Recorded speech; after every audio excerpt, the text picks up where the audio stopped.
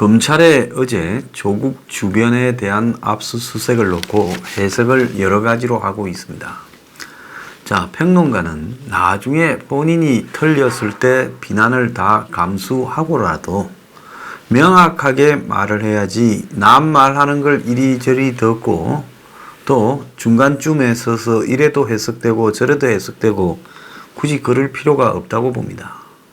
자, 그래서 저는 명확하게 입장을 선택했습니다. 검찰이 검찰 개혁을 기치로 내걸고 검찰을 개부리듯 부려먹고 죽으로 그리고 이제 와가지고 이제 토사구팽으로 고비체를 만들고 또 더 나아가서 검경 수사권 조정을 해서 검찰 조직의 힘을 빼버려서 차후를 자신들이 안전해지려고 하는, 즉 뒤돌아서서 물기가 십상인 검찰 힘을 빼버려서 나중에 퇴임 후에 문재인이나 조국이나 이 정권의 실세들이 안전을 도모하는 것이 검찰개혁의 핵심이라고 보고 있습니다.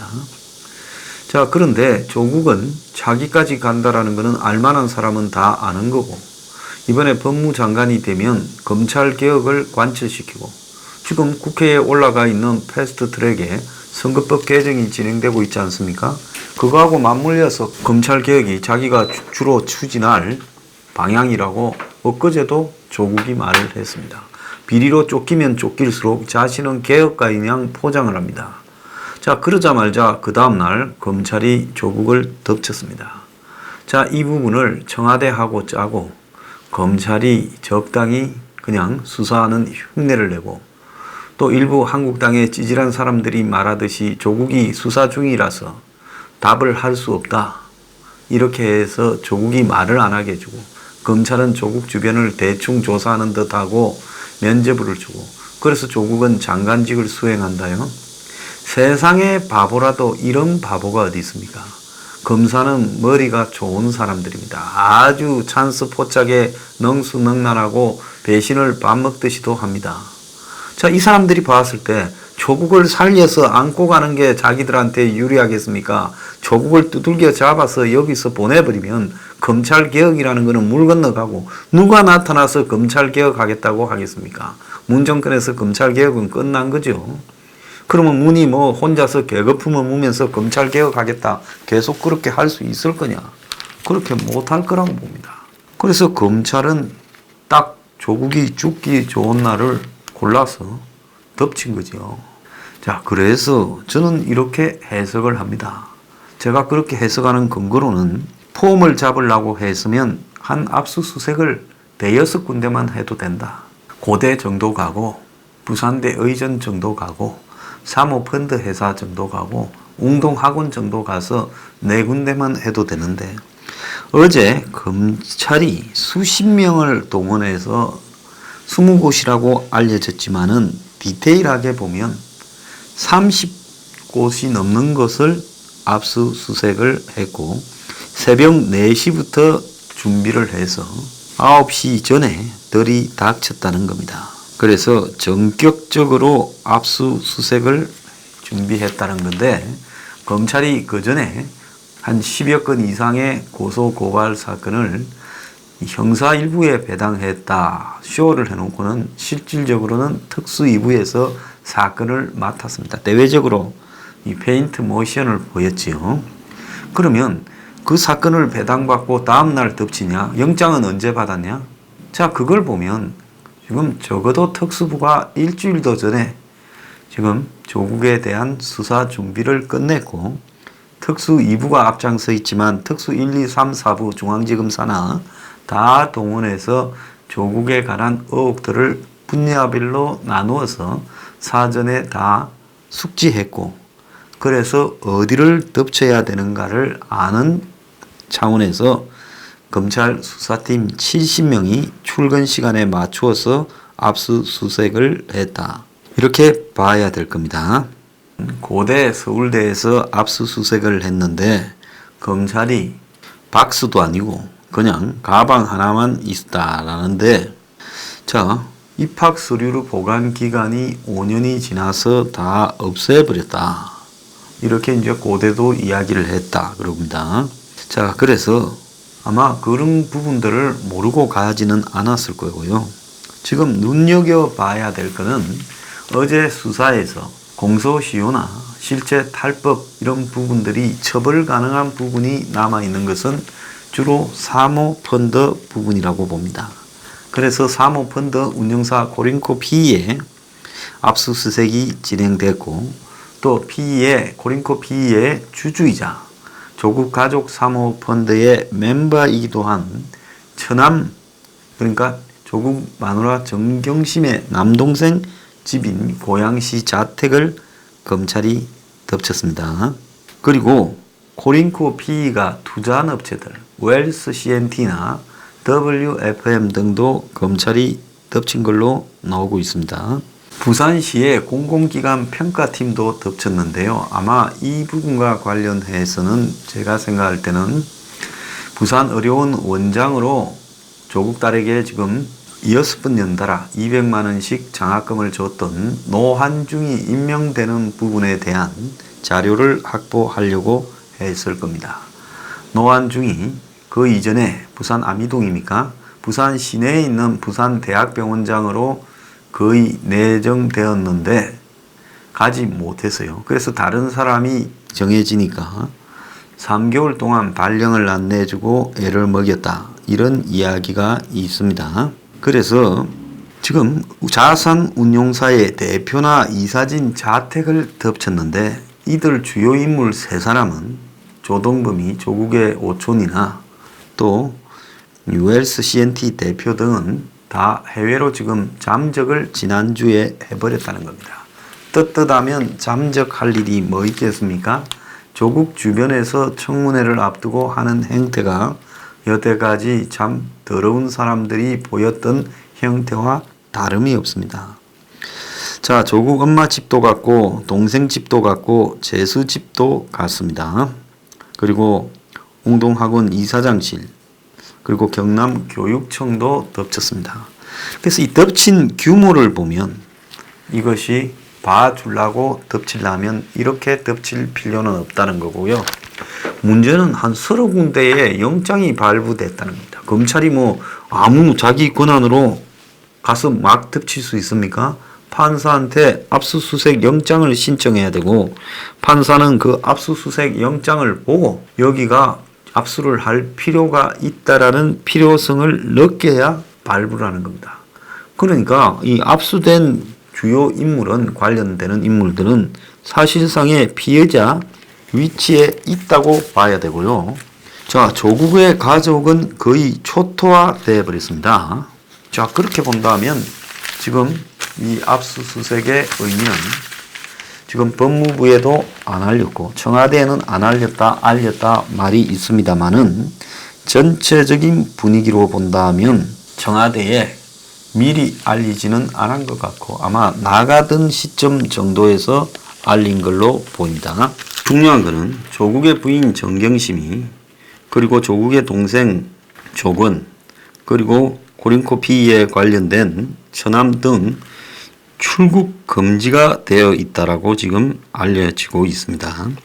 자, 그래서 검찰이 지금 집중적으로 사실상 위법을 잡아내려고 타겟화한 부분은 조국의 사모펀드와 관련해 그 운용사, 그리고 사모펀드가 투자한 회사, 그리고 또 운용사가 투자한 회사 등이 집중적으로 지금 조사 대상이 되어 있는 걸로 보입니다. 어제 오후에 2시 반 넘어서 조국이 뒤늦게 출근을 했는데요. 조국이 출근하면서 이제 입구에 있는 기자들 앞에 가방을 수행 비서에게 건네주고 작은 수첩, 손 수첩을 꺼내어서 짧은 말을 읽었습니다. 그런데 조국의 이런 행동이나 표정을 봤을 때요, 그 짧은 한 30초도 안 되는 문자를 써와가지고 수첩을 보고 읽는 조국의 얼굴을 보면서 저는 조국이 거의 맛이 좀 갔다, 이렇게 판단을 했습니다. 왜? 자신의 지금 정신 상태가 그 짧은 문장을 외워서 말을 할 수준도 되지 않았다는 겁니다.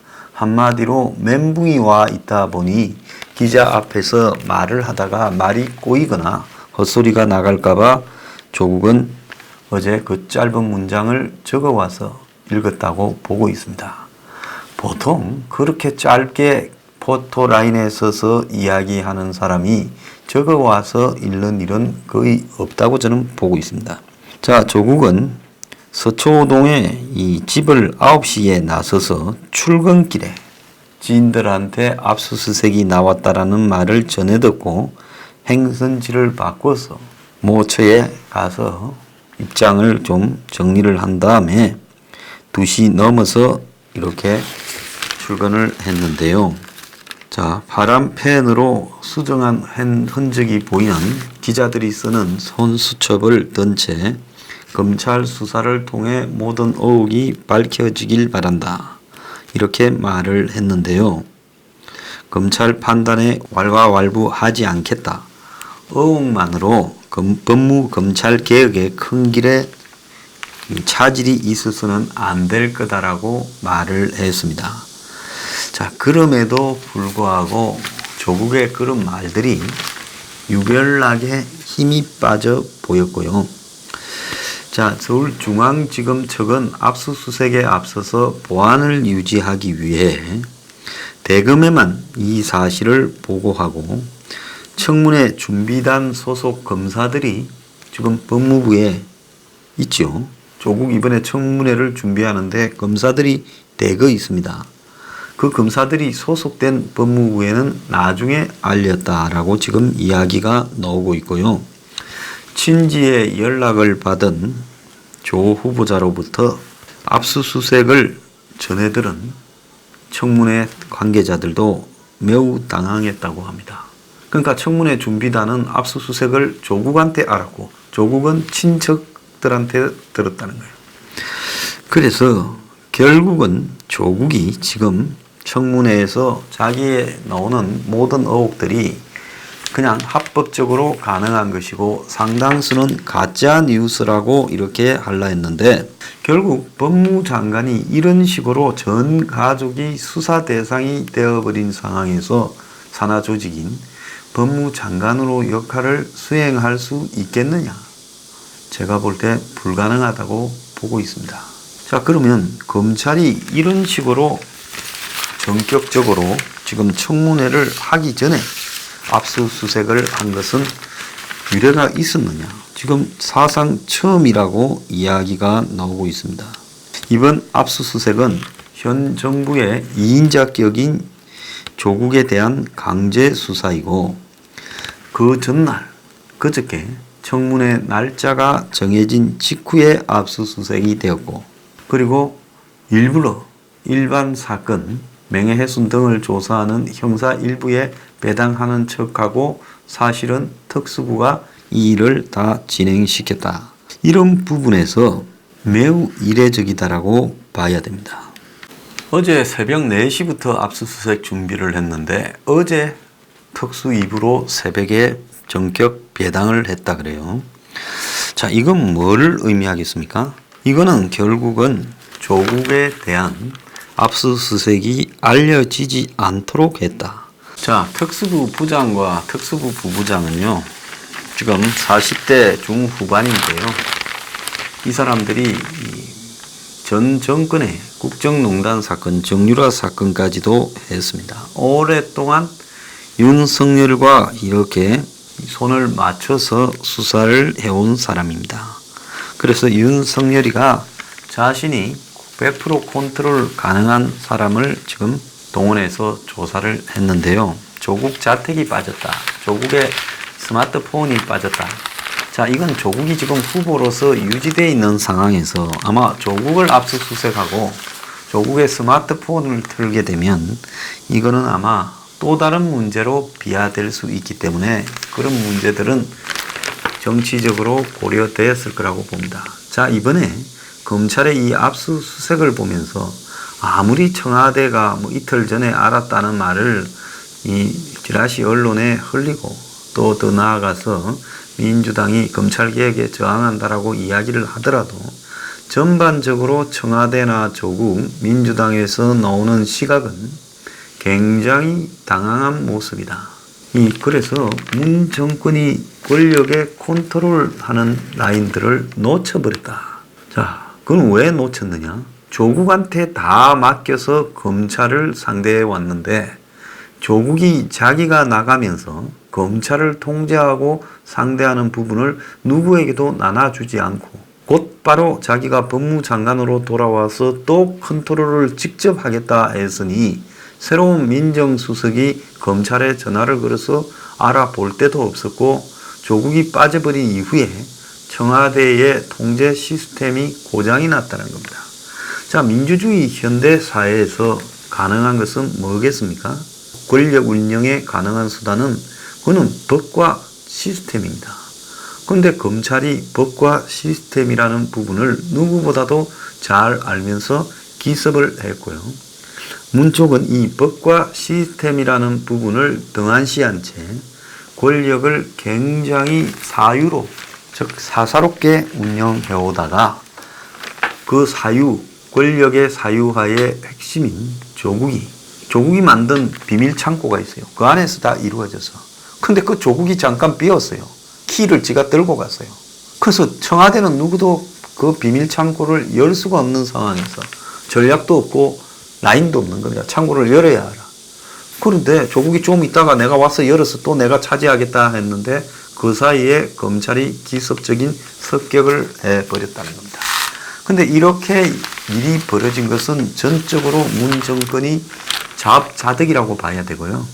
한마디로 이 정권 내부에서 권력을 어떻게 운영해 가야 되는가 하는 부분들을 특수한 조국과 몇 명에게만 의존해 오다가 지금 발생한 불상사라고 봐야 됩니다. 법무장관 박상기가 아직 하고 있는지 아는 사람도 별로 없어요. 아무런 권한이 없습니다. 새로 민정수석이 된 김조원도 아무 권한이 없어요. 청와대 비서실장을 하는 노영민이도 권한이 없어요. 정무수석인 강기정이도 권한이 없어요. 그리고 당에는 아무런 힘이 없습니다. 그럼 이 정권에 힘 있는 사람이 도대체 누구였다는 거냐? 정권 초반은 임종석과 조국이 가져오다가 조국이 임종석을 끌어내고 그 다음에 올해 들어서는 완전히 1인 체제로 강화했고 문은 그 조국을 믿고 국정을 운영해 온 겁니다. 그런 상황에서 지금 조국이 절여돼 버린 거예요. 그러니까 지금 문 정권이 과거 문고리 3인방과 최순실을 비판했지만 지금 검찰 앞에서 당황하면서도 어떻게 하지 못하는 행태를 보면 그들보다 나을 게 하나도 없다. 그래서 문 정권이 이제 국정 운영에 그 컨트롤 능력에서 조국이라는 사람이 배제되자 그야말로 중대한 결함들이 지금 폭발해서 터져 나오고 있는 중이다.